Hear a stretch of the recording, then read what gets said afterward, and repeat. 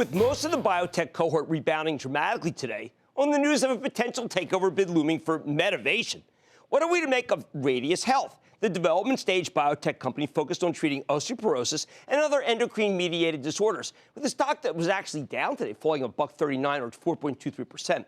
Now, after a strong year in 2015, Radius has been put through the meat grinder in recent months, along with the rest of the whole biotech cohort, stock plunging nearly 50% year to date. That's brutal, but it's all about an environment that's become hostile to biotech in general, nothing to do with Radius specifically. In fact, just yesterday, we got some really good news here. Radius filed a new drug application for the FDA for its lead drug. It's a promising therapy for osteoporosis that's already awaiting regulatory review in Europe. Stock jumped 6.4% on the news, but today it gave back the bulk of those gains. Investors swapped into biotech stocks that look more like the rumored takeover Medivation.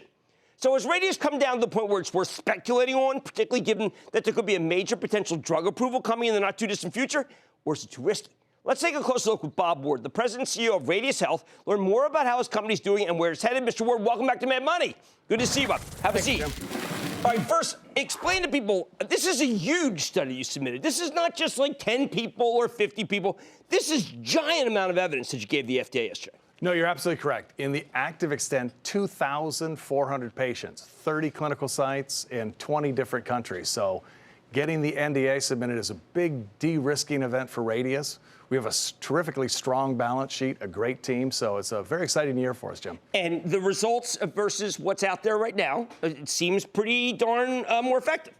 Well, what we're pleased about is that our data is on the table. Right. People have seen our phase 3 results. They know we had an active comparator in phase 3, and they can see the results of both drugs. So we're pleased that the profile is available. Okay, well, I'm glad you're here because I have found that the analysts, and there's a lot of good analysts follow you, but as the stock goes down, they find new reasons not to like you because they want to say the stock's going down. For instance, here's a Jefferies downgrade to hold, maintaining 30. This is from February 24th, saying that given its lack of practical advantages and little differentiation at peak, they're assuming that you can't have more than 16% market share. That's certainly not what the data has at least shown, or what when I read a lot about what you've been saying. Well, Jim, when we think about osteoporosis, not many people realize there's more Americans affected by osteoporosis than cancer. 1.5 million numbers I've seen. Fractures last year, right, but if we had a heart attack, the odds we'd get treated is very, very high. 2/3 of those patients are diagnosed and treated, so it's a huge unmet medical need.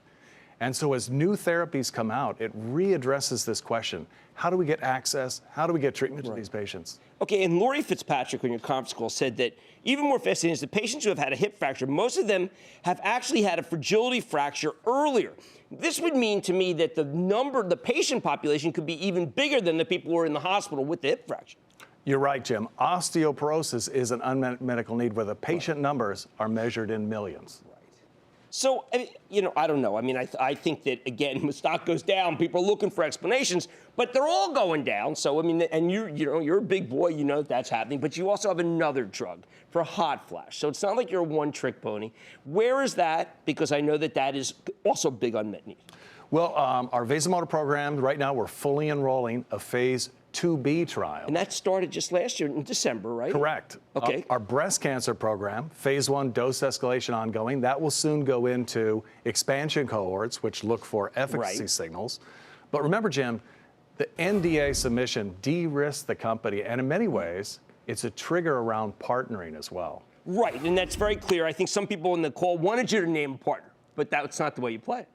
Well, what we've said is that we're very pleased with the progress we've made.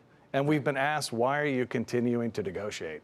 Well, it's because the slice of the pie on our side of the table has been getting bigger as de-risked information becomes available on other programs and as we progress. And just one last short one. I want everyone to know you have the money to hold out.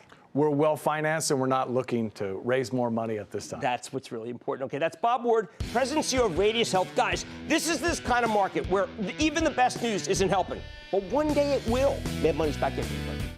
Booyah! Jim Cramer here from Mad Money. Thanks for watching CNBC on YouTube. Click here to subscribe and get the jump on my exclusives with CEOs, plus market news, investing advice, and a whole lot more.